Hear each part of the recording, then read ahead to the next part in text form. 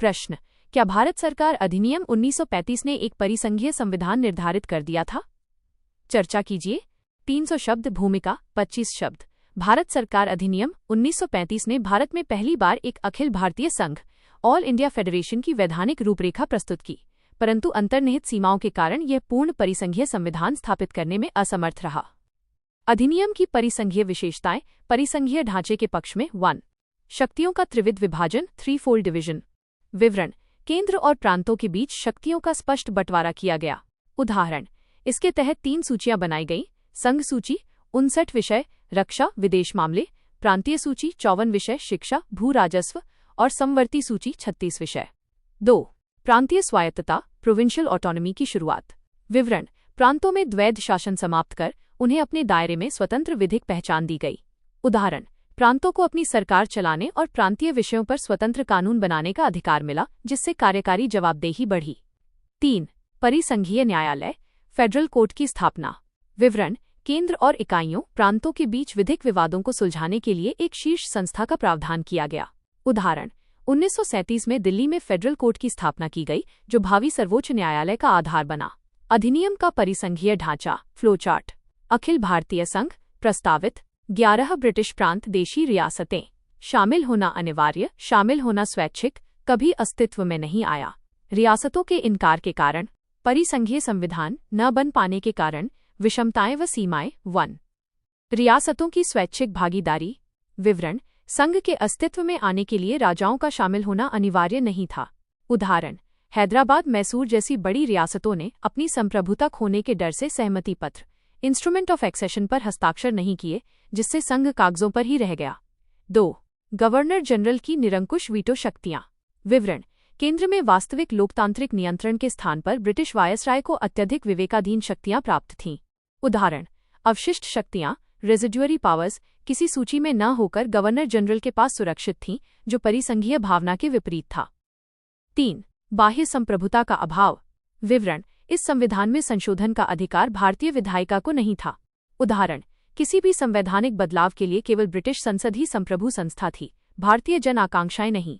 Conclusion 25 शब्द। निष्कर्षतः 1935 के अधिनियम ने भारत को परिसंघीय ढांचा तो दिया, परंतु संप्रभुता और रियासतों के सहयोग के अभाव में यह एक प्रशासनिक विलेख मात्र बनकर रह गया, न कि एक वास्तविक परिसंघीय संविधान।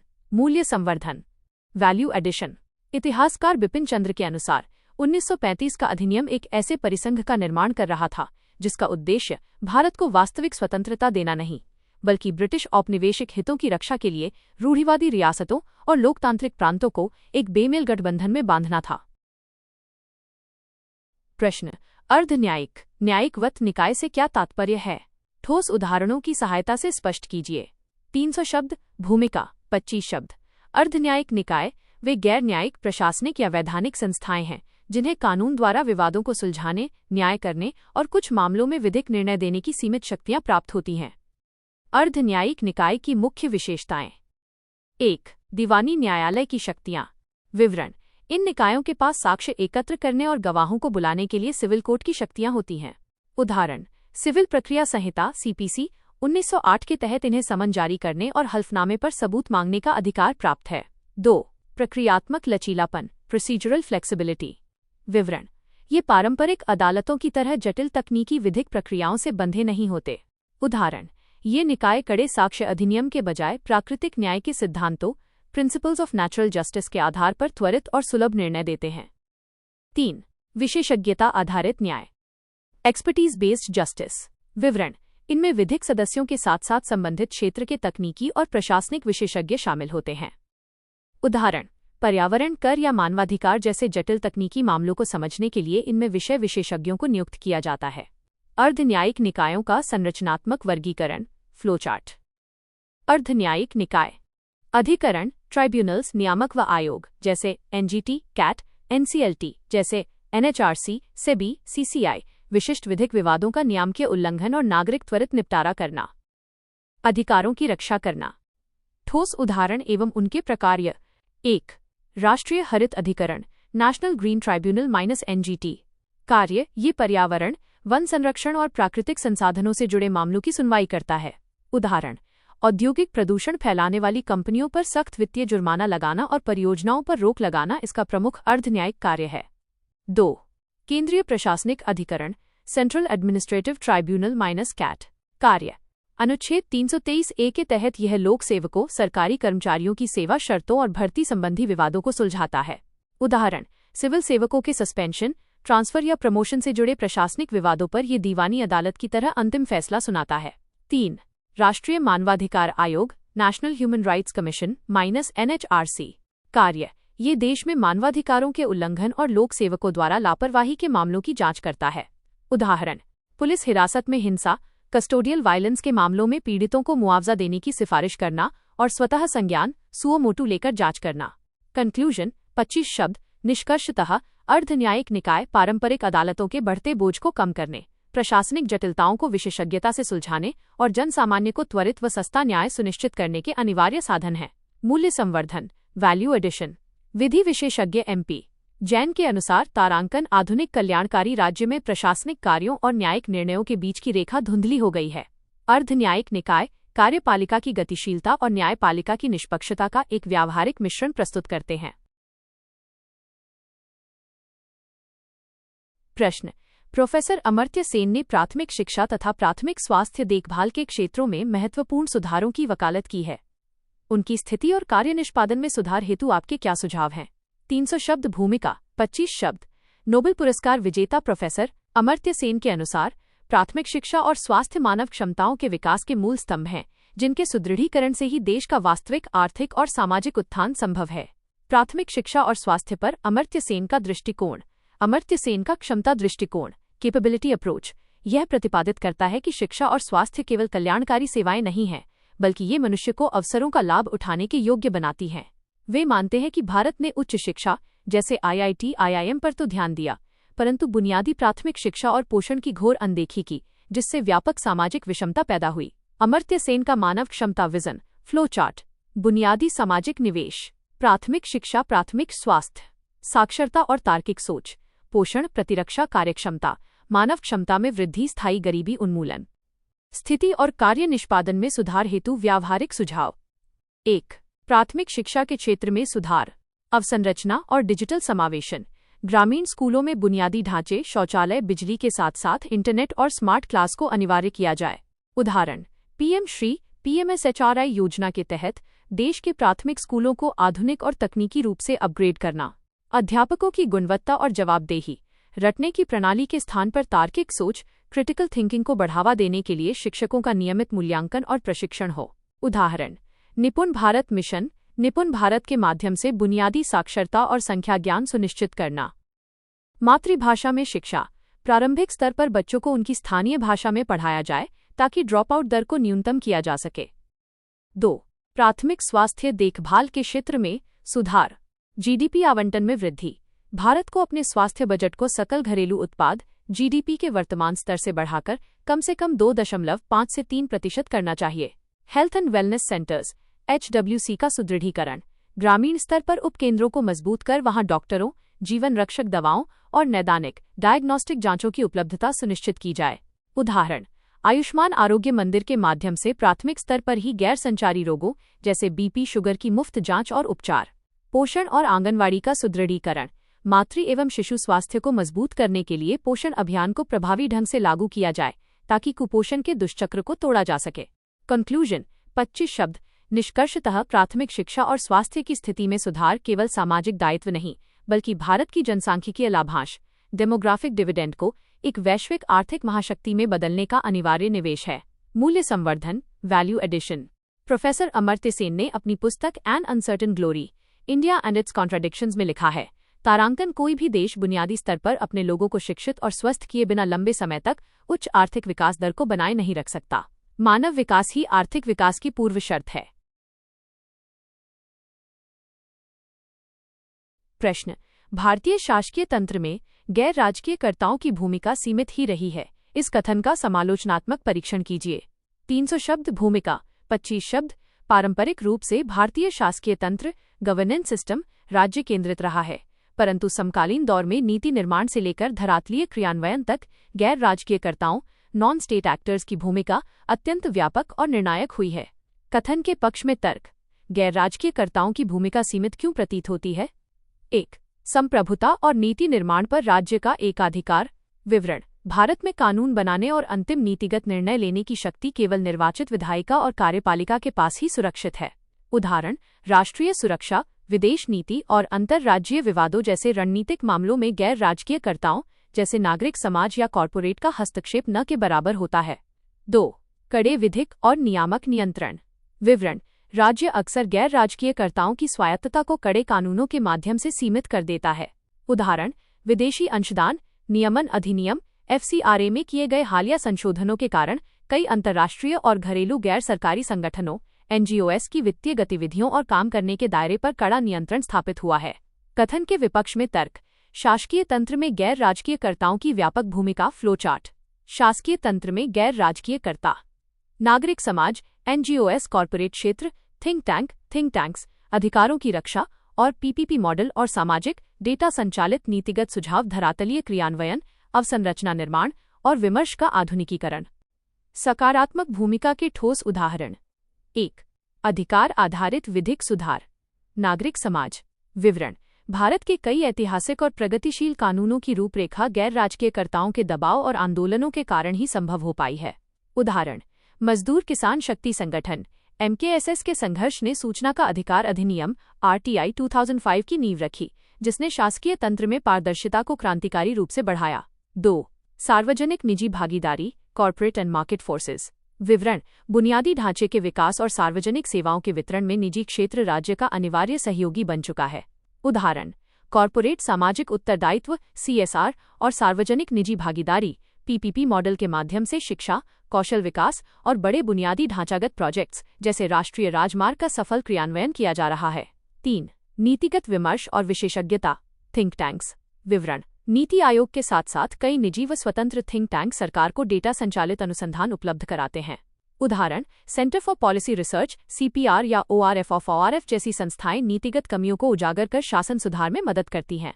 कंक्लूजन 25 शब्द। निष्कर्षतः यह कहना अनुचित होगा कि गैर राजकीयकर्ताओं की भूमिका सीमित रही है। आधुनिक न्यूनतम सरकार, अधिकतम शासन, मिनिमम गवर्नमेंट मैक्सिमम गवर्नेंस के युग में वे राज्य के प्रतिस्पर्धी नहीं बल्कि पूरक सहयोगी हैं। मूल्य संवर्धन, वैल्यू एडिशन। लोक प्रशासन विशेषज्ञ मोहित भट्टाचार्य के अनुसार तारांकन आधुनिक शासन गवर्नेंस अब केवल सरकार की एकल विधा नहीं है। ये राज्य, बाजार, मार्केट और नागरिक समाज के बीच का एक नेटवर्क आधारित ताना बाना है, जिसमें गैर राजकीयकर्ता शासन को अधिक उत्तरदायी और समावेशी बनाते हैं।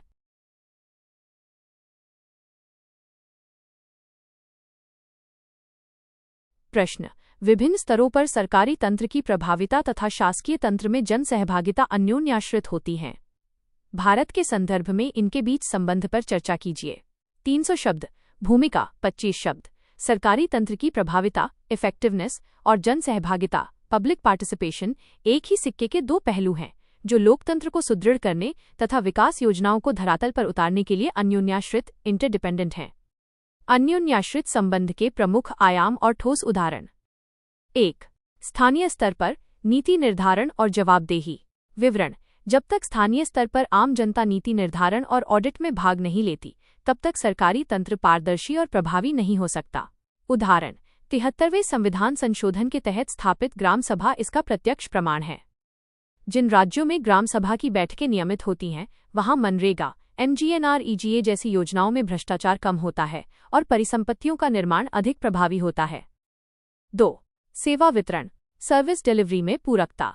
विवरण। सरकारी तंत्र केवल ढांचा खड़ा कर सकता है, परंतु उसका वास्तविक और 100% लाभ जनता के सक्रिय सहयोग से ही सुनिश्चित होता है। उदाहरण, स्वच्छ भारत मिशन की सफलता इसका उत्कृष्ट उदाहरण है। सरकार द्वारा शौचालयों का निर्माण सरकारी तंत्र तब तक निष्प्रभावी था जब तक जनता ने अपने व्यवहार में बदलाव, जन सहभागिता कर खुले में शौच का त्याग नहीं किया। 3. डेटा संचालित सुधार और फीडबैक लूप। विवरण। आधुनिक डिजिटल शासकीय तंत्र में जनता द्वारा दिया गया फीडबैक ही सरकारी तंत्र की कार्यप्रणाली में सुधार का आधार बनता है। उदाहरण, माईगोव पोर्टल और centralised public grievance redress and monitoring system CPGRAMS के माध्यम से नागरिक सीधे नीतियों पर सुझाव और शिकायतें दर्ज करते हैं, जिससे प्रशासनिक तंत्र अधिक उत्तरदायी बनता है। प्रभाविता और जन सहभागिता का अन्योन्याश्रित चक्र। Flow chart. सक्रिय जन सहभागिता, बढ़ता है विश्वास। सामाजिक ऑडिट, फीडबैक, चर्चा, पारदर्शी एवं उत्तरदायी नीति, प्रभावी सरकारी सेवा वितरण, समय पर एवं भ्रष्टाचार मुक्त। चुनौतियां और इस अन्योन्याश्रितता में बाधाएं। 1. सूचना की विषमता, इन्फॉर्मेशन एसिमेट्री। विवरण: कई बार सरकारी तंत्र जटिल नियमों और गोपनीयता के कारण आम जनता को सूचनाओं से दूर रखता है, जिससे सहभागिता सीमित हो जाती है। उदाहरण: ग्रामीण क्षेत्रों में सूचना का अधिकार, आरटीआई के प्रति जागरूकता की कमी के कारण लोग प्रशासनिक कमियों को उजागर नहीं कर पाते। 2. केवल औपचारिक सहभागिता, टोकनिज्म। विवरण: कुछ स्तरों पर जन सहभागिता केवल कागजों या नाममात्र के लिए होती है, जिससे तंत्र प्रभावी नहीं हो पाता। उदाहरण: पंचायतों में महिला आरक्षण के बावजूद व्यावहारिक रूप से सरपंच पति की अवधारणा का सक्रिय होना, जो वास्तविक महिला जन सहभागिता के उद्देश्य को विफल करता है। कंक्लूजन: 25 शब्द। निष्कर्षतः भारत के अमृतकाल में न्यूनतम सरकार और अधिकतम शासन का लक्ष्य तभी प्राप्त किया जा सकता है जब प्रशासनिक तंत्र जनता को मूकदर्शक मानने के बजाय विकास का सक्रिय भागीदार बनाए। मूल्य संवर्धन, वैल्यू एडिशन। द्वितीय प्रशासनिक सुधार आयोग सेकेंड ARC ने अपनी रिपोर्ट नागरिक केंद्रित प्रशासन में स्पष्ट कहा है कि तारांकन प्रशासनिक तंत्र की सफलता इस बात पर निर्भर नहीं करती कि वो जनता के लिए क्या करता है, बल्कि इस पर निर्भर करती है कि वह जनता के साथ मिलकर क्या करता है। जन सहभागिता ही सुशासन की वास्तविक कसौटी है। प्रश्न: क्या भारतीय सरकारी तंत्र ने 1991 में शुरू हुए उदारीकरण, निजीकरण और वैश्वीकरण की मांगों के प्रति पर्याप्त रूप से अनुक्रिया की है? इस महत्वपूर्ण परिवर्तन के प्रति अनुक्रियाशील होने के लिए सरकार क्या कर सकती है? 300 शब्द। भूमिका 25 शब्द। 1991 के LPG सुधारों ने भारतीय अर्थव्यवस्था के स्वरूप को बदल दिया। इसके प्रति भारतीय सरकारी तंत्र की अनुक्रिया, रिस्पॉन्स, शुरुआती दौर में धीमी किंतु क्रमिक रूप से संरचनात्मक और व्यापक रही है। LPG की मांगों के प्रति सरकारी तंत्र की अनुक्रिया और उदाहरण। 1. नियंत्रणकारी राज्य से नियामक राज्य, रेगुलेटरी स्टेट के रूप में परिवर्तन। विवरण: सरकार ने लाइसेंस परमिट राज को समाप्त कर व्यापार को सुगम बनाने के लिए स्वतंत्र नियामकों का गठन किया। उदाहरण: बाजार में निष्पक्ष प्रतिस्पर्धा के लिए भारतीय प्रतिस्पर्धा आयोग CCI और प्रतिभूति बाजार के नियमन के लिए सेबी को सुदृढ़ किया गया। 2. राजकोषीय और कर संरचना का आधुनिकीकरण। विवरण: वैश्विक बाजारों के साथ तालमेल बिठाने के लिए जटिल कर प्रणालियों को सरल और डिजिटल बनाया गया। उदाहरण: वस्तु एवं सेवा कर GST का क्रियान्वयन और फीरा के स्थान पर अधिक उदार फीमा कानून लाना इसका प्रत्यक्ष प्रमाण है। 3. डिजिटल अवसंरचना और न्यूनतम सरकार, मिनिमम गवर्नमेंट। विवरण: प्रशासनिक तंत्र की उत्पादकता बढ़ाने के लिए गवर्नेंस में सूचना प्रौद्योगिकी को आत्मसात किया गया। उदाहरण: सहमति अकाउंट एग्रीगेटर नेटवर्क और open network for digital commerce ONDC के माध्यम से बाजार को लोकतांत्रिक बनाना। LPG के प्रति प्रशासनिक अनुक्रिया, फ्लो चार्ट। 1991 के बाद प्रशासनिक प्रतिमान, पैराडाइम शिफ्ट। उदारीकरण L, निजीकरण P, वैश्वीकरण G, डिस्क्रिशनरी पावर की कमी, रणनीतिक विनिवेश, व्यापार सुगमता, ईज ऑफ गवर्नेंस व सरलीकरण, national monetisation pipeline doing business व वैश्विक मानक। अधिक अनुक्रियाशील रिस्पॉन्सिव होने के लिए सरकार हेतु सुझाव। 1. द्वितीय पीढ़ी के प्रशासनिक सुधार, सेकेंड जनरेशन रिफॉर्म्स। विवरण: सिविल सेवाओं की कार्यप्रणाली को प्रक्रिया उन्मुख, प्रोसेस ओरिएंटेड से बदलकर परिणाम उन्मुख, आउटकम ओरिएंटेड बनाया जाए। उदाहरण: मिशन कर्मयोगी के माध्यम से लोक सेवकों की क्षमता का निरंतर और बाजार अनुकूल विकास करना। 2. विनियामक पूर्वानुमेयता और नीतिगत स्थिरता, पॉलिसी प्रिडिक्टेबिलिटी। विवरण: विदेशी और घरेलू निवेशकों का विश्वास जीतने के लिए पूर्वव्यापी करो, रेट्रोस्पेक्टिव टैक्सेशन जैसी अनिश्चित नीतियों से पूरी तरह बचा जाए। उदाहरण: श्रम कानूनों को 4 संहिताओं, लेबर कोड्स में समेकित कर श्रम बाजार को अधिक लचीला बनाना। 3. कौशल विकास और सामाजिक सुरक्षा कवच का सुदृढ़ीकरण। विवरण: वैश्वीकरण जनित तकनीकी बदलावों जैसे आर्टिफिशियल इंटेलिजेंस के कारण पैदा होने वाली बेरोजगारी से निपटने के लिए रीस्किलिंग पर ध्यान दिया जाए। उदाहरण: गिग इकोनॉमी में काम करने वाले अनौपचारिक श्रमिकों के लिए सामाजिक सुरक्षा योजनाएं अनिवार्य करना। कंक्लूजन: 25 शब्द। निष्कर्षतः भारतीय सरकारी तंत्र ने LPG सुधारों के प्रति अनुकूल अनुक्रिया की है, परंतु एक वैश्विक आर्थिक महाशक्ति बनने के लिए इसे अपनी नौकरशाही को अधिक फुर्तीला, पारदर्शी और नवाचारी बनाना होगा। मूल्य संवर्धन, वैल्यू एडिशन। अर्थशास्त्री बिमल जालान के अनुसार तारांकन 1991 के बाद भारत की आर्थिक नीतियां तो बदल गईं, परंतु हमारा प्रशासनिक तंत्र अभी भी औपनिवेशिक मानसिकता और लालफीताशाही से पूरी तरह मुक्त नहीं हो पाया है। वास्तविक LPG सुधार तब सफल होंगे जब शासन तंत्र नियंत्रक से पूरी तरह सुविधादाता फैसिलिटेटर बन जाएगा। प्रश्न। भारत में स्थानीय स्वशासन पद्धति शासन का प्रभावी साधन साबित नहीं हुई है। इस कथन का समालोचनात्मक परीक्षण कीजिए तथा स्थिति में सुधार के लिए अपने विचार प्रस्तुत कीजिए। 300 शब्द भूमिका, 25 शब्द। 73वें और 74वें संविधान संशोधन 1992 द्वारा भारत में स्थानीय स्वशासन को संवैधानिक दर्जा दिया गया, परंतु संरचनात्मक बाधाओं के कारण ये अपनी पूर्ण क्षमता प्राप्त करने में आंशिक रूप से ही सफल रहा है। कथन का परीक्षण। स्थानीय स्वशासन प्रभावी साधन साबित क्यों नहीं हुआ? कमियां 1, 3F फंड्स, फंक्शंस, फंक्शनरीज की भारी कमी। विवरण। राज्यों ने पंचायतों को जिम्मेदारी, कार्य तो सौंप दी, लेकिन वित्तीय अधिकार, फंड और पर्याप्त कर्मचारी नहीं दिए। उदाहरण। अधिकांश पंचायतें कर, टैक्स वसूलने में अक्षम हैं और वे अपनी आय के लिए 95% से अधिक केंद्रीय और राज्य वित्त आयोग के अनुदानों पर निर्भर हैं। 2. नौकरशाही का अत्यधिक हस्तक्षेप और नियंत्रण। विवरण। निर्वाचित जनप्रतिनिधियों के स्थान पर प्रशासनिक अधिकारियों का वर्चस्व स्थानीय स्वायत्तता को कमजोर करता है। उदाहरण। जिलाधिकारी डीएम या ब्लॉक विकास अधिकारी बीडीओ के पास कई राज्यों में ग्राम प्रधानों को निलंबित करने या प्रस्तावों को खारिज करने की व्यापक शक्तियां हैं। 3. सामाजिक कुरीतियां और सरपंच पति की अवधारणा। विवरण। महिलाओं को 33%, कई राज्यों में 50% आरक्षण देने के बावजूद व्यावहारिक रूप से सत्ता पुरुषों के हाथ में ही केंद्रित रहती है। उदाहरण। ग्रामीण क्षेत्रों में निर्वाचित महिला प्रतिनिधियों के स्थान पर उनके पतियों या पुरुष रिश्तेदारों द्वारा शासन चलाना, जिसे आम बोलचाल में प्रधान पति या सरपंच पति कहा जाता है। पंचायती राज की संरचनात्मक विफलता और चक्र, फ्लो चार्ट। स्थानीय निकायों की संरचनात्मक सीमा। वित्तीय पंगुता, प्रशासनिक बाधा, कर राजस्व की कमी और पूर्ण नौकरशाही नियंत्रण और कुशल केंद्रीय राज्य अनुदान पर निर्भरता, तकनीकी कर्मचारियों का अभाव, केवल औपचारिक एजेंसी, वास्तविक स्थानीय स्वायत्तता का अभाव। कथन का दूसरा पक्ष। यह पूरी तरह निष्प्रभावी नहीं है। सफलताएं। राजनीतिक समावेशन। इसने धरातल पर लाखों महिलाओं, अनुसूचित जातियों एससी और अनुसूचित जनजातियों एसटी के नेतृत्व को उभारा है। संकट प्रबंधन। कोविड-19 महामारी के दौरान स्थानीय स्तर पर क्वारंटाइन सेंटरों और राहत वितरण के प्रबंधन में ग्राम पंचायतों की भूमिका अत्यंत प्रभावी रही थी। स्थिति में सुधार हेतु व्यावहारिक सुझाव। 1. वित्तीय स्वायत्तता और अनिवार्य कर, टैक्सिंग पावर्स। विवरण। स्थानीय निकायों के लिए राजस्व के अपने स्रोतों जैसे संपत्ति कर, हाट बाजार शुल्क को अनिवार्य बनाया जाए ताकि उनकी निर्भरता कम हो। उदाहरण। कर्नाटक और केरल मॉडल की तर्ज पर राज्य के कुल बजट का एक निश्चित हिस्सा, जैसे 30-40%, सीधे स्थानीय निकायों को हस्तांतरित किया जाए। 2. सरपंच पति प्रथा पर विधिक रोक। विवरण। बैठकों और प्रशासनिक कार्यों में महिला प्रतिनिधियों की व्यक्तिगत उपस्थिति अनिवार्य की जाए। उल्लंघन पर अयोग्यता का विधिक प्रावधान हो। 3. तकनीकी और प्रशासनिक क्षमता निर्माण। विवरण। प्रत्येक पंचायत में डेटा एंट्री ऑपरेटर, कनिष्ठ अभियंता, जूनियर इंजीनियर और कुशल सचिवों की स्थायी नियुक्ति हो। उदाहरण। स्वामित्व योजना, स्वामित्व स्कीम के माध्यम से ड्रोन मैपिंग कर पंचायतों को संपत्ति कार्ड बनाने और कर संग्रह सुधारने के योग्य बनाना।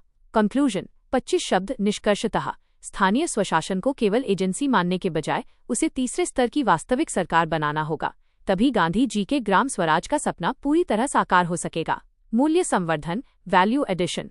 राजनीति विज्ञानी प्रताप भानु मेहता के अनुसार, तारांकन। भारत में विकेंद्रीकरण की सबसे बड़ी त्रासदी ये है कि हमने पंचायतों का सृजन तो कर दिया, परंतु राज्यों ने स्वेच्छा से अपनी राजनीतिक और वित्तीय शक्ति का त्याग नहीं किया। यही कारण है कि स्थानीय निकाय अभी भी शक्तिहीन बने हुए हैं। प्रश्न। भारत में उच्चतर न्यायपालिका में न्यायाधीशों की नियुक्ति के संदर्भ में राष्ट्रीय न्यायिक नियुक्ति आयोग अधिनियम 2014 पर सर्वोच्च न्यायालय के निर्णय का समालोचनात्मक परीक्षण कीजिए। 300 शब्द भूमिका, 25 शब्द। वर्ष 2015 में सर्वोच्च न्यायालय ने 99वें संविधान संशोधन और राष्ट्रीय न्यायिक नियुक्ति आयोग एनजेएसी अधिनियम को असंवैधानिक घोषित कर कॉलेजियम प्रणाली को पुनः बहाल कर दिया। सर्वोच्च न्यायालय के निर्णय का परीक्षण ऑन एनजेएसी को खारिज करने के पक्ष में तर्क 1. न्यायपालिका की स्वतंत्रता, इंडिपेंडेंस ऑफ जुडिशरी पर आघात। विवरण। न्यायालय ने माना कि न्यायपालिका की स्वतंत्रता संविधान का मूल ढांचा, बेसिक स्ट्रक्चर है जिससे कोई समझौता नहीं हो सकता। उदाहरण। एनजेएसी में कानून मंत्री और 2 प्रतिष्ठित व्यक्तियों, एमिनेंट पर्सन्स की उपस्थिति से न्यायाधीशों की नियुक्ति में राजनीतिक हस्तक्षेप का खतरा था। 2. कूट वीटो शक्ति का अंतर्निहित दोष। विवरण। अधिनियम के प्रावधानों के अनुसार यदि आयोग के कोई भी 2 सदस्य असहमत हों तो नियुक्ति नहीं हो सकती थी। उदाहरण। इस नियम से 2 गैर न्यायिक सदस्य मिलकर मुख्य न्यायाधीश सीजेआई के सर्वसम्मत निर्णय को भी वीटो कर सकते थे, जो न्यायिक सर्वोच्चता के विरुद्ध था। एनजेएसी अधिनियम की संरचना और विटो दोष फ्लोचार्ट। राष्ट्रीय न्यायिक नियुक्ति आयोग एनजेएसी। न्यायिक सदस्य 3, विधिक सदस्य 1, प्रतिष्ठित व्यक्ति 2, सीजेआई जोड़ 2, वरिष्ठतम न्यायाधीश, केंद्रीय कानून मंत्री समिति द्वारा चयनित, कोई भी 2 सदस्य वीटो कर सकते थे। सर्वोच्च न्यायालय द्वारा असंवैधानिक। निर्णय का दूसरा पक्ष, कॉलेजियम की पुनर्बहाली की आलोचना। 1. अपारदर्शिता और भाई भतीजावाद, नेपोटिज्म का बना रहना। विवरण। निर्णय के आलोचकों का मानना है कि एनजेएसी को खारिज कर न्यायालय ने जवाबदेही का एक बड़ा अवसर खो दिया। उदाहरण, वर्तमान कॉलेजियम प्रणाली न्यायाधीशों द्वारा न्यायाधीशों की नियुक्ति, जजेस अपॉइंटिंग जजेस की एक बंद कमरा प्रक्रिया है जिसमें चयन के मानदंडों की कोई सार्वजनिक पारदर्शिता नहीं है। 2. शक्ति पृथक्करण, सेपरेशन ऑफ पावर्स का असंतुलन। विवरण। लोकतंत्र में नियुक्ति की प्रक्रिया में कार्यपालिका जनता के प्रतिनिधि की भूमिका पूरी तरह शून्य कर देना संघीय संतुलन को प्रभावित करता है। उदाहरण, विश्व के किसी भी अन्य प्रमुख लोकतंत्र जैसे अमेरिका या यूके में न्यायपालिका को नियुक्तियों पर ऐसा एकतरफा एकाधिकार प्राप्त नहीं है।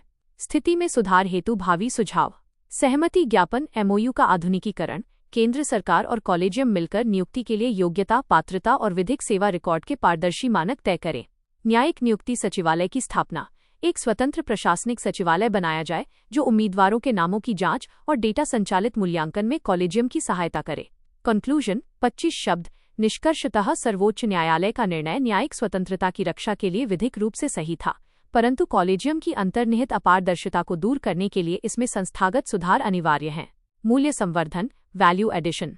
पूर्व न्यायविद उपेंद्र बक्सी के अनुसार तारांकन एनजेएसी मामले में सर्वोच्च न्यायालय का निर्णय न्यायपालिका के आत्मसंरक्षण की एक स्वाभाविक अनुक्रिया थी, परंतु स्वतंत्रता का अर्थ जवाबदेही से मुक्ति नहीं हो सकता। कॉलेजियम को अपनी चयन प्रक्रिया को और अधिक लोकतांत्रिक और पारदर्शी बनाना ही होगा। प्रश्न, लोकसभा और राज्य विधानसभाओं के एक ही समय में चुनाव प्रचार की अवधि और व्यय को तो सीमित कर देंगे, परंतु ऐसा करने से लोगों के प्रति सरकार की जवाबदेही कम हो जाएगी। चर्चा कीजिए। 300 शब्द भूमिका, 25 शब्द। एक राष्ट्र, एक चुनाव, सिमल्टेनियस इलेक्शंस की अवधारणा प्रशासनिक दक्षता और वित्तीय बचत का मार्ग तो प्रशस्त करती है, परंतु ये निरंतर लोकतांत्रिक जवाबदेही के समक्ष गंभीर चुनौतियां भी खड़ी करती है। एक साथ चुनाव के पक्ष में तर्क, अवधि और व्यय का सरलीकरण। 1. चुनावी व्यय में भारी कमी। विवरण।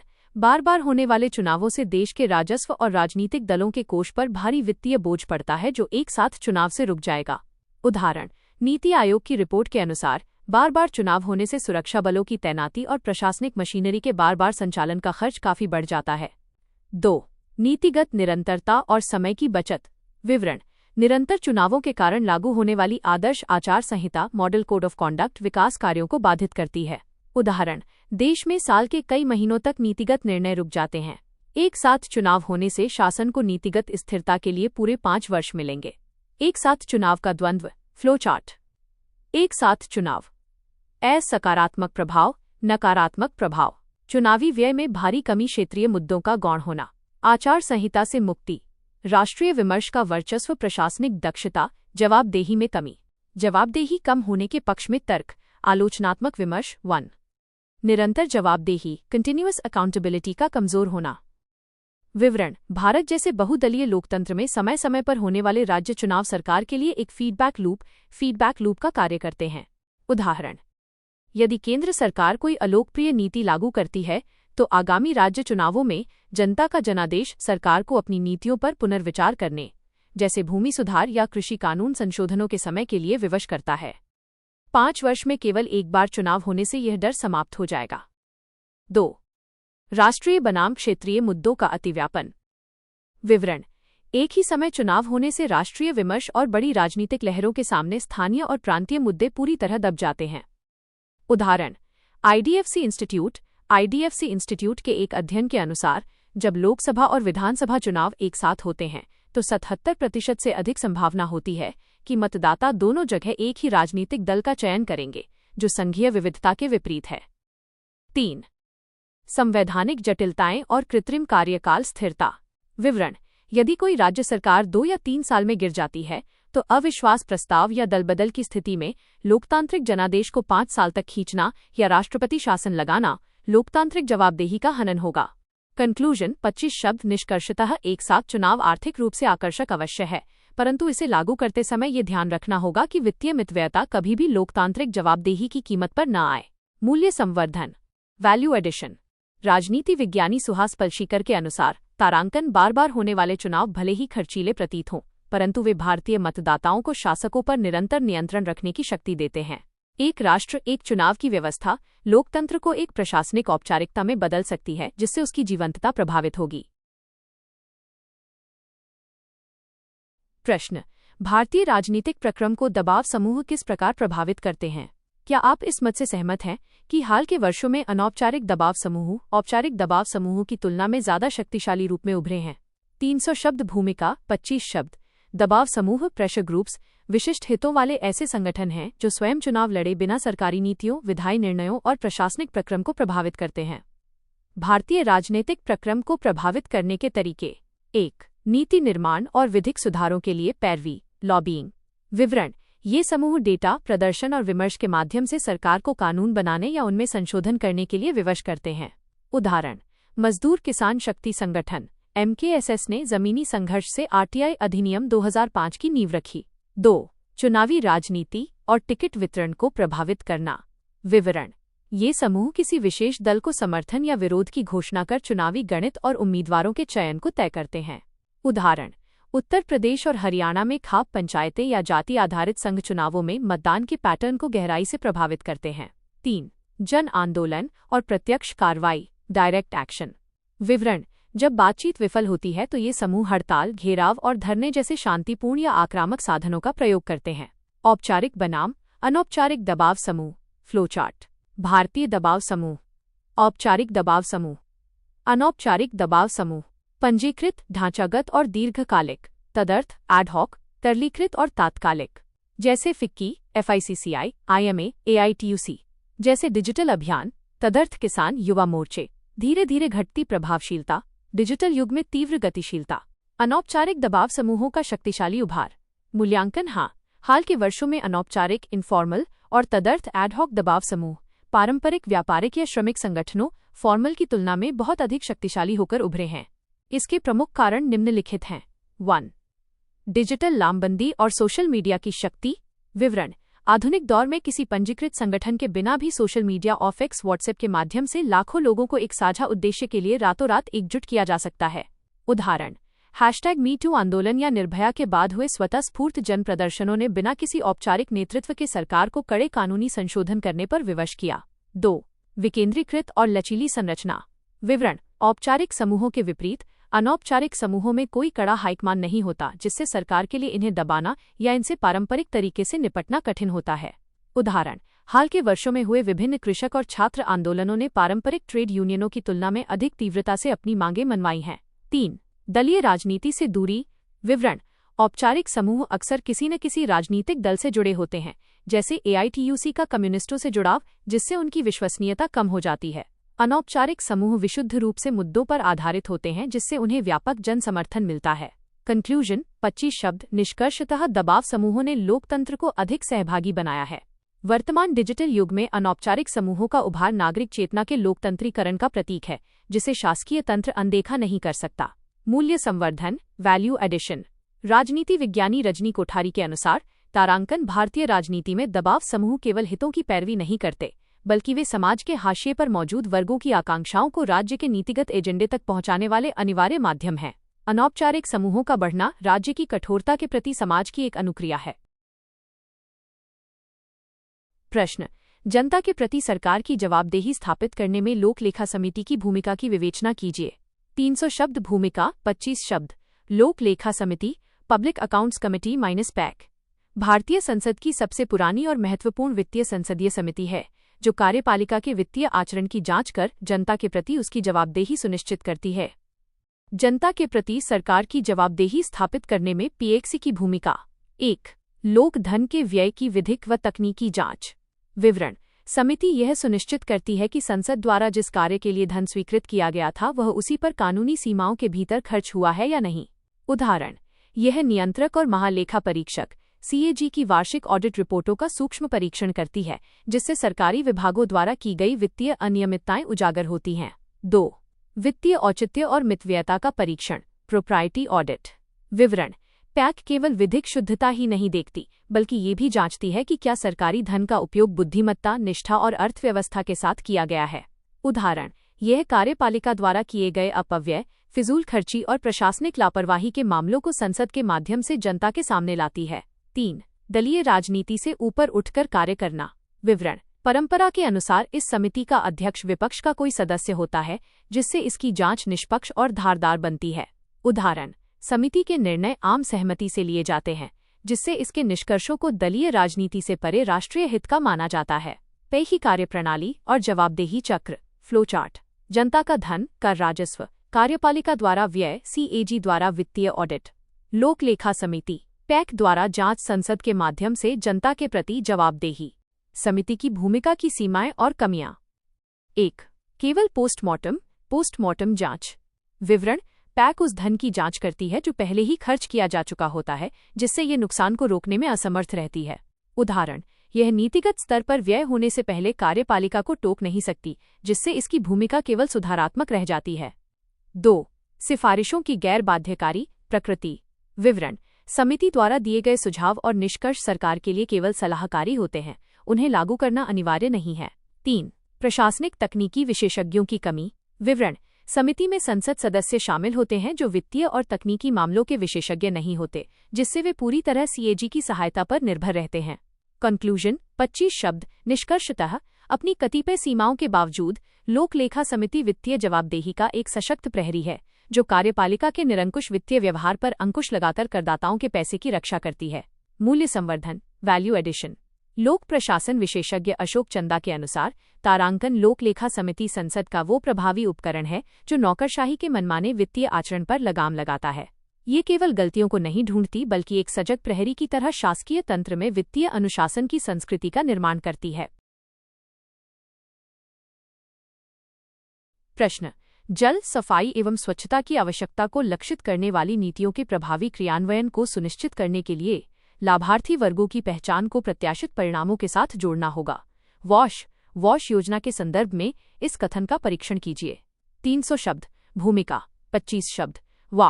Wash minus water, sanitation and hygiene योजना के तहत जल और स्वच्छता नीतियों की सफलता केवल बुनियादी ढांचे के निर्माण पर नहीं, बल्कि सही लाभार्थियों की पहचान को सटीक स्वास्थ्य व सामाजिक परिणामों के साथ जोड़ने पर निर्भर है।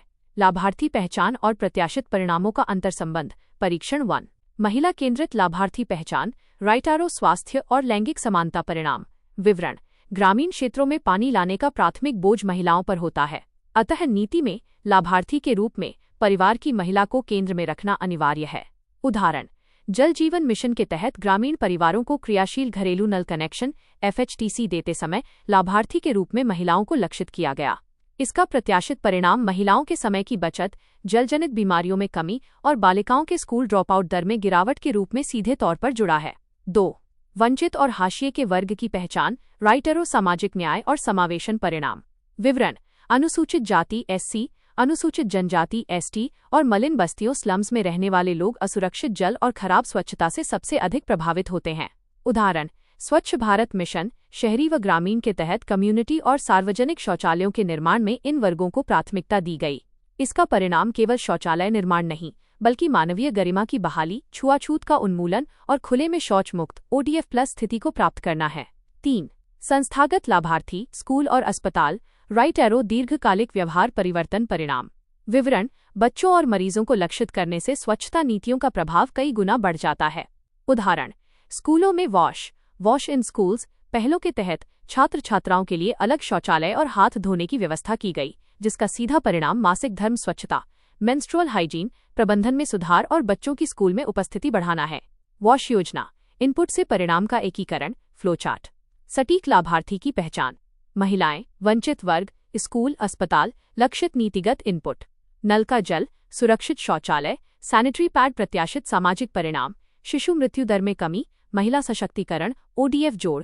प्रभावी क्रियान्वयन के मार्ग में चुनौतियां, डेटा की कमी और गलत समावेशन, इंक्लूजन एरर्स। कई बार वास्तविक हकदार जैसे भूमिहीन या प्रवासी श्रमिक सरकारी पहचान दस्तावेजों के अभाव में स्वच्छ जल और शौचालय सब्सिडी के लाभ से वंचित रह जाते हैं।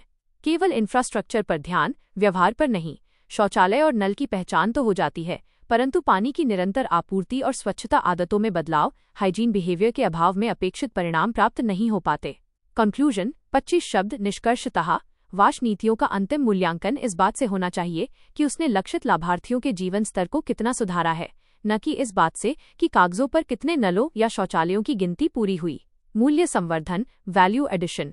विश्व स्वास्थ्य संगठन WHO की एक रिपोर्ट के अनुसार तारांकन वॉश सेवाओं में निवेश किया गया प्रत्येक $1 स्वास्थ्य लागत में कमी और उत्पादकता में वृद्धि के रूप में $4.30 का आर्थिक रिटर्न देता है, बशर्ते ये निवेश सबसे वंचित लाभार्थियों तक सटीक रूप से पहुंचे।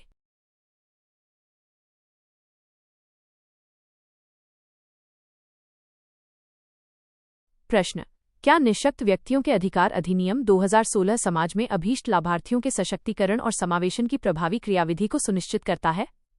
चर्चा कीजिए। 300 शब्द। भूमिका 25 शब्द। निःशक्त व्यक्तियों के अधिकार RPWD अधिनियम 2016 दिव्यांगजनों के लिए कल्याण आधारित दृष्टिकोण से हटकर अधिकार आधारित दृष्टिकोण को अपनाता है, जो उनके सामाजिक समावेशन और सशक्तिकरण की विधिक नींव रखता है। अधिनियम द्वारा स्थापित प्रभावी सशक्तिकरण और समावेशन की क्रियाविधि पक्ष में तर्क 1। दिव्यांगता के दायरे और विधिक अधिकारों का विस्तार। विवरण: अधिनियम ने दिव्यांगता की श्रेणियों को बढ़ाकर विशिष्ट लक्षित समूहों को मुख्यधारा में शामिल किया है। उदाहरण: दिव्यांगता के प्रकारों को 7 से बढ़ाकर 21 किया गया, जिसमें एसिड अटैक पीड़ित, पार्किंसंस और ऑटिज्म जैसे अदृश्य विकारों को विधिक पहचान देकर उनके अधिकारों का दायरा व्यापक किया गया। 2. शैक्षणिक और रोजगारपरक सशक्तिकरण। विवरण: यह अभीष्ट लाभार्थियों के आर्थिक स्वावलंबन के लिए प्रत्यक्ष विधिक हकदारी प्रदान करता है। उदाहरण: बेंचमार्क दिव्यांगता 40% या अधिक अक्षमता वाले व्यक्तियों के लिए सरकारी नौकरियों में आरक्षण 3% से बढ़ाकर 4% और उच्च शैक्षणिक संस्थानों में 5% आरक्षण सुनिश्चित किया गया है। 3. सुगम्यता और बाधामुक्त वातावरण। विवरण: ये सार्वजनिक परिसंपत्तियों को दिव्यांग अनुकूल बनाने के लिए समयबद्ध ढांचा निर्धारित करता है। उदाहरण: सभी सार्वजनिक भवनों, परिवहन प्रणालियों और डिजिटल वेबसाइटों को सुगम्य भारत अभियान के मानकों के अनुरूप सुलभ बनाना अनिवार्य किया गया है। RPWD अधिनियम 2016 अधिकारों का मॉडल फ्लोचार्ट। PWD अधिनियम 2016 का त्रिविध स्तंभ। विधिक अधिकार, आर्थिक सशक्तिकरण, सामाजिक समावेशन। 21 दिव्यांगता श्रेणियां, शिक्षा में 5% आरक्षण, सुगम्य बुनियादी ढांचा। विशेष अदालतें, नौकरियों में 4% आरक्षण, भेदभाव मुक्त वातावरण। प्रभावी क्रियान्वयन के मार्ग में विद्यमान विषमताएं और चुनौतियां। 1. अवसंरचनात्मक कमियां और धीमी गति। विवरण: विधिक अनिवार्यता के बावजूद धरातल पर सुगम्य वातावरण का निर्माण अत्यंत धीमा है। उदाहरण: अधिकांश रेलवे स्टेशनों, सरकारी कार्यालयों, बसों और फुटपाथों पर रैंप, ब्रेल संकेतकों और सुलभ शौचालयों का अभी भी घोर अभाव है। 2. संस्थागत उदासीनता और बजटीय आवंटन की कमी। विवरण: अधिनियम के तहत राष्ट्रीय और राज्य निधि की व्यवस्था तो है, परंतु योजनाओं के प्रभावी संचालन के लिए बजटीय सहयोग सीमित रहता है। उदाहरण: राज्य दिव्यांगता आयुक्तों के कई पद लंबे समय तक खाली रहते हैं, जिससे शिकायतों का त्वरित निवारण प्रभावित होता है। 3. सामाजिक दृष्टिकोण और जागरूकता का अभाव। विवरण: समाज में दिव्यांगजनों के प्रति आज भी सहानुभूति का भाव है, न कि समानता और गरिमा का। मानसिक स्वास्थ्य विकारों से ग्रस्त दिव्यांगों को आज भी व्यापक सामाजिक कलंक, स्टिग्मा का सामना करना पड़ता है। कंक्लूजन 25 शब्द। निष्कर्षतः 2016 का यह अधिनियम कागजों पर एक उत्कृष्ट और प्रगतिशील क्रियाविधि अवश्य सुनिश्चित करता है, परंतु इसका वास्तविक लाभ तभी मिलेगा जब प्रशासनिक इच्छाशक्ति और सामाजिक संवेदनशीलता इसे धरातल पर उतारेंगी। मूल्य संवर्धन, वैल्यू एडिशन। समाजशास्त्री और अधिकार कार्यकर्ता अमर्त्य सेन के अनुसार तारांकन दिव्यांगता केवल एक शारीरिक स्थिति नहीं है, बल्कि ये अवसरों की वंचना है जो तब पैदा होती है जब समाज बाधा मुक्त वातावरण देने में विफल रहता है। RPWD अधिनियम एक मजबूत विधिक हथियार है, लेकिन वास्तविक समावेशन के लिए हमें एक समावेशी संस्कृति का निर्माण करना होगा। प्रश्न: अब तक भी भूख और गरीबी भारत में सुशासन के समक्ष सबसे बड़ी चुनौतियां हैं। मूल्यांकन कीजिए कि इन भारी समस्याओं से निपटने में क्रमिक सरकारों ने किस सीमा तक प्रगति की है। सुधार के लिए उपाय सुझाइए। 300 शब्द। भूमिका 25 शब्द। भूख और गरीबी का उन्मूलन सुशासन, गुड गवर्नेंस का प्राथमिक मापदंड है। क्रमिक सरकारों ने विभिन्न कल्याणकारी नीतियों के माध्यम से इस दिशा में महत्वपूर्ण प्रगति की है, परंतु संरचनात्मक कमियां आज भी बड़ी चुनौती बनी हुई हैं। समस्याओं से निपटने में क्रमिक सरकारों की प्रगति का मूल्यांकन। 1. गरीबी उन्मूलन में बहुआयामी प्रगति। विवरण: भारत ने आय आधारित गरीबी के साथ साथ बहुआयामी गरीबी, मल्टी डायमेंशनल पॉवर्टी को कम करने में बड़ी सफलता प्राप्त की है। उदाहरण, नीति आयोग के राष्ट्रीय बहुआयामी गरीबी सूचकांक (MPI) के अनुसार पिछले एक दशक में स्वास्थ्य, शिक्षा और जीवन स्तर में सुधार के कारण करोड़ों लोग बहुआयामी गरीबी से बाहर आए हैं। 2. खाद्य सुरक्षा का विधिक सुदृढ़ीकरण। विवरण: भूख से निपटने के लिए सरकारों ने कल्याणकारी दृष्टिकोण को अधिकार आधारित विधिक गारंटी में बदला है। उदाहरण, राष्ट्रीय खाद्य सुरक्षा अधिनियम (NFSA) 2013 और प्रधानमंत्री गरीब कल्याण अन्न योजना (PMGKAY) के माध्यम से देश की लगभग 80 करोड़ से अधिक आबादी को मुफ्त सस्ता खाद्यान्न सुनिश्चित किया गया है। 3. प्रत्यक्ष लाभ अंतरण (DBT) और वित्तीय समावेशन। विवरण: सुशासन के तहत तकनीकी सुधारों ने लीकेज और बिचौलियों को समाप्त कर राहत सीधे लाभार्थियों तक पहुंचाई है। उदाहरण, जनधन आधार मोबाइल त्रिमूर्ति के माध्यम से पेंशन, मनरेगा मजदूरी और PM किसान जैसी निधियां बिना किसी भ्रष्टाचार के सीधे बैंक खातों में पहुंच रही हैं। भूख और गरीबी उन्मूलन का सुशासन चक्र फ्लोचार्ट। सुशासन जनित नीतिगत हस्तक्षेप। विधिक सुरक्षा, वित्तीय समावेशन, प्रत्यक्ष पोषण, खाद्य सुरक्षा अधिनियम, त्रिमूर्ति व DBT, पोषण अभियान, मध्याह्न भोजन, मानव पूंजी का सुदृढ़ीकरण, गरीबी व भूख का स्थायी अंत। विद्यमान संरचनात्मक चुनौतियां और विषमतियां। छिपी हुई भूख हिडन हंगर। कैलोरी आपूर्ति, चावल गेहूं तो सुनिश्चित हुई है, परंतु दालों, मोटे अनाजों और सूक्ष्म पोषक तत्वों की कमी के कारण कुपोषण, स्टंटिंग और एनीमिया की दरें अभी भी ऊंची हैं। क्षेत्रीय और सामाजिक असमानता। आर्थिक विकास का लाभ सभी राज्यों और समुदायों, विशेषकर SC, ST और भूमिहीन श्रमिकों में समान रूप से वितरित नहीं हो पाया है। सुधार के लिए व्यावहारिक उपाय। 1. सस्टेनेबल कृषि और पोषण सुरक्षा न्यूट्री सीरियल्स। विवरण: सार्वजनिक वितरण प्रणाली PDS को केवल गेहूं चावल तक सीमित न रखकर उसमें बाजरा, रागी जैसे मोटे अनाजों, मिलेट्स और दालों को अनिवार्य रूप से जोड़ा जाए।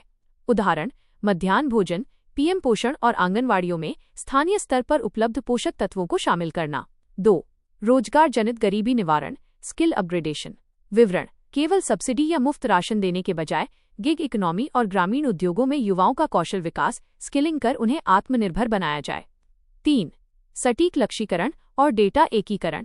विवरण: समावेशन और अपवर्जन की त्रुटियों, इंक्लूजन और एक्सक्लूजन एरर्स को दूर करने के लिए गतिशील रियल टाइम डेटा का उपयोग किया जाए।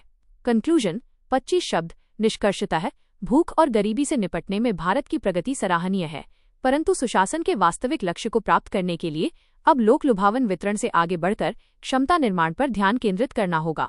मूल्य संवर्धन वैल्यू एडिशन।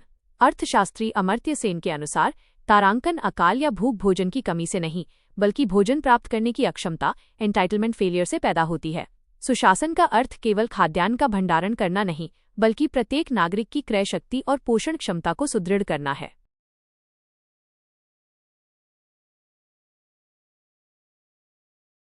प्रश्न: निजता के अधिकार पर उच्चतम न्यायालय के नवीनतम निर्णय के आलोक में मौलिक अधिकारों के विस्तार का परीक्षण कीजिए। 300 शब्द भूमिका 25 शब्द KS पुट्टस्वामी बनाम भारत संघ 2017 मामले में सर्वोच्च न्यायालय ने निजता के अधिकार को मौलिक अधिकार घोषित कर भाग 3 और नागरिकों की व्यक्तिगत स्वतंत्रता का ऐतिहासिक विस्तार किया। पुट्टस्वामी निर्णय के आलोक में मौलिक अधिकारों का बहुआयामी विस्तार। 1. अनुच्छेद 21 का क्षितिज विस्तार, प्राण और दैहिक स्वतंत्रता। विवरण: न्यायालय ने सर्वसम्मति से माना कि निजता प्राइवेसी कोई अलग अधिकार नहीं है, बल्कि ये गरिमापूर्ण जीवन जीने के अधिकार का अंतर्निहित हिस्सा है। उदाहरण: इसके तहत व्यक्ति की शारीरिक स्वायत्तता बॉडीली ऑटोनॉमी, व्यक्तिगत पसंद जैसे जीवनसाथी चुनना हादिया मामला और अपनी पहचान को गुप्त रखने के अधिकार को अनुच्छेद 21 के तहत संवैधानिक सुरक्षा मिली। 2. सूचनात्मक निजता इंफॉर्मेशनल प्राइवेसी और डिजिटल अधिकार। विवरण: डिजिटल युग में नागरिकों के व्यक्तिगत डेटा पर उनके नियंत्रण को मौलिक अधिकार माना गया। उदाहरण: राज्य या कोई निजी संस्था बिना विधिक प्राधिकार के किसी नागरिक के डेटा का संग्रहण या उसका दुरुपयोग नहीं कर सकती। इसी विस्तार ने भावी डिजिटल व्यक्तिगत डेटा संरक्षण DPDP अधिनियम की विधिक नींव रखी। 3. अनुच्छेद 14 और 19 के साथ अंतर संबंध स्वर्ण त्रिभुज का सुदृढ़ीकरण। विवरण: निजता के विस्तार ने स्थापित किया कि राज्य का कोई भी मनमाना कानून जो निजता का हनन करता है वो समानता अनुच्छेद 14 और अभिव्यक्ति की स्वतंत्रता अनुच्छेद 19 की कसौटी पर भी परखा जाएगा। उदाहरण: समलैंगिकता को अपराध की श्रेणी से बाहर करने नवतेज सिंह जौहर मामला और व्यभिचार अडल्ट्री कानून को रद्द करने जोसेफ शाइन मामला में निजता और समानता के इसी अंतर संबंध का प्रयोग किया गया। निजता के अधिकार का त्रिविध आयाम और विस्तार फ्लोचार्ट। निजता के अधिकार का विस्तार। स्थानिक निजता, स्पेशल, शारीरिक निजता, बॉडीली, सूचनात्मक निजता, इन्फॉर्मेशनल, घर और निजी स्पेस की, व्यक्तिगत पसंद, विवाह और डिजिटल डेटा, व्यक्तिगत अवैध निगरानी से सुरक्षा, वैवाहिक स्वायत्तता का अधिकार, जानकारी पर संप्रभुता। अधिकारों के विस्तार की सीमाएं। संवैधानिक कसौटी न्यायालय ने स्पष्ट किया कि मौलिक अधिकारों का यह विस्तार आत्यंतिक एब्सोल्यूट नहीं है। राज्य निम्नलिखित 3 शर्तों के आधार पर इस पर तार्किक प्रतिबंध लगा सकता है। वैधानिकता, लीगैलिटी, इसके लिए एक स्पष्ट कानून होना चाहिए। अपरिहार्यता, नीड, लेजिटिमेट एम, राज्य का उद्देश्य लोक कल्याण या राष्ट्रीय सुरक्षा जैसा वैध होना चाहिए। आनुपातिकता, प्रोपोर्शनैलिटी, अधिकार का हनन केवल उतना ही होना चाहिए जितना उद्देश्य प्राप्ति के लिए न्यूनतम आवश्यक हो।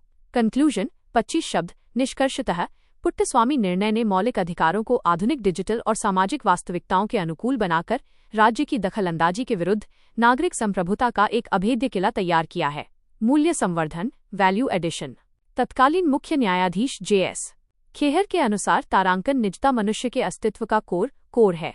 ये गरिमा के साथ जीने के अधिकार का वो हिस्सा है जिसके बिना कोई भी नागरिक अपनी स्वतंत्रता और मौलिक अधिकारों का वास्तविक उपभोग नहीं कर सकता। प्रश्न, भारतीय संविधान में संसद के दोनों सदनों का संयुक्त सत्र बुलाने का प्रावधान है। उन अवसरों को गिनाइए जब सामान्यतः यह होता है तथा उन अवसरों को भी जब यह नहीं किया जा सकता, और इसके कारण भी बताइए। 300 शब्द। भूमिका, 25 शब्द। भारतीय संविधान का अनुच्छेद 108 विधायी गतिरोध को दूर करने के लिए राष्ट्रपति को संसद के दोनों सदनों का संयुक्त अधिवेशन जॉइंट सिटिंग बुलाने का विशेष प्रावधान प्रदान करता है। वे अवसर जब सामान्यतः संयुक्त सत्र बुलाया जाता है, साधारण विधेयकों या वित्त विधेयकों के संदर्भ में, जब लोकसभा और राज्यसभा के बीच निम्नलिखित 3 परिस्थितियों के कारण विधायी गतिरोध उत्पन्न हो जाए, तब संयुक्त सत्र बुलाया जाता है। 1. विधेयक का एक सदन द्वारा पारित होकर दूसरे सदन द्वारा अस्वीकार किया जाना। विवरण, जब एक सदन किसी विधेयक को पास कर दे परंतु दूसरा सदन उसे पूरी तरह नामंजूर कर दे। उदाहरण, वर्ष 1961 का दहेज प्रतिषेध विधेयक इसी आधार पर संयुक्त सत्र में पारित हुआ था। 2. संशोधनों पर अंतिम असहमति। विवरण, जब दोनों सदन विधेयक में किए जाने वाले संशोधनों पर अंतिम रूप से असहमत हो जाएं। उदाहरण, वर्ष 1978 का बैंकिंग सेवा आयोग निरसन विधेयक दोनों सदनों की असहमति के बाद संयुक्त सत्र द्वारा पारित किया गया था। 3. 6 महीने से अधिक की अवधि बीत जाना। विवरण, जब दूसरा सदन विधेयक प्राप्त होने की तारीख से 6 महीने तक उसे बिना पास किए अपने पास रोके रखता है। उदाहरण, वर्ष 2002 का आतंकवाद निवारण विधेयक पोटा इसी गतिरोध के बाद संयुक्त सत्र में पारित किया गया था। संसद का संयुक्त सत्र। एक दृष्टि में फ्लो चार्ट। अनुच्छेद 108 संयुक्त सत्र। अनुमत अवसर, साधारण वित्त विधेयक, वर्जित अवसर, अपवाद, एक सदन द्वारा अस्वीकार होने पर धन विधेयक, अनुच्छेद 110। 6 महीने तक कोई कार्रवाई न होने पर संविधान संशोधन, अनुच्छेद 368 लोकसभा का संख्याबल वर्चस्व दोनों सदनों की स्वतंत्र संयुक्त सत्र में आसानी से पारित संवैधानिक अनिवार्य स्वीकृति। वे अवसर जब संयुक्त सत्र नहीं बुलाया जा सकता और इसके कारण भारतीय संविधान के तहत 2 अत्यंत महत्वपूर्ण अवसरों पर संयुक्त सत्र बुलाने की सख्त मनाही है। 1. धन विधेयक, मनी बिल माइनस अनुच्छेद 110 के मामले में वर्जित अवसर, धन विधेयक पर गतिरोध होने पर कोई संयुक्त सत्र नहीं हो सकता। कारण, संविधान धन विधेयक के मामले में लोकसभा को अनन्य और सर्वोच्च शक्ति देता है। राज्यसभा इसे अधिकतम केवल 14 दिनों तक रोक सकती है। यदि वो 14 दिनों में इसे वापस नहीं करती तो ये स्वतः पारित मान लिया जाता है। अतः यहाँ गतिरोध की कोई व्यावहारिक स्थिति ही उत्पन्न नहीं होती। 2. संविधान संशोधन विधेयक, कॉन्स्टिट्यूशनल अमेंडमेंट बिल, अनुच्छेद 368 के मामले में वर्जित अवसर, यदि संविधान संशोधन विधेयक पर दोनों सदनों में असहमति हो तो विधेयक समाप्त हो जाता है। संयुक्त सत्र नहीं बुलाया जा सकता। कारण, संविधान संशोधन जैसे गंभीर विषय पर हमारे संविधान निर्माता राज्यों के सदन राज्यसभा की शक्ति को अक्षुण्ण रखना चाहते थे। यदि यहाँ संयुक्त सत्र की अनुमति दी जाती तो लोकसभा अपने भारी संख्याबल के आधार पर राज्यसभा की सहमति के बिना भी संविधान को मनमाने ढंग से बदल सकती थी, जो भारत के संघीय ढांचे फेडरल स्ट्रक्चर के सिद्धांतों के प्रतिकूल होता। कंक्लूजन, 25 शब्द। निष्कर्षतः संयुक्त सत्र सामान्य विधायी गतिरोधों को सुलझाने का एक उपयोगी साधन है, परंतु धन और संविधान संशोधन विधेयकों में इसका निषेध संघीय संतुलन और विधायी परिपक्वता को सुरक्षित रखता है। मूल्य संवर्धन, वैल्यू एडिशन। संविधान विशेषज्ञ सुभाष कश्यप के अनुसार तारांकन अनुच्छेद 108 के तहत संयुक्त सत्र का प्रावधान केवल साधारण विधिक गतिरोधों का प्रशासनिक समाधान है। संविधान संशोधन में इसे वर्जित रखना ये सिद्ध करता है कि भारतीय लोकतंत्र में संघीय संप्रभुता और उच्च सदन की गरिमा को केवल संख्याबल के आधार पर कुचला नहीं जा सकता। प्रश्न: क्या भारत सरकार अधिनियम 1935 ने एक परिसंघीय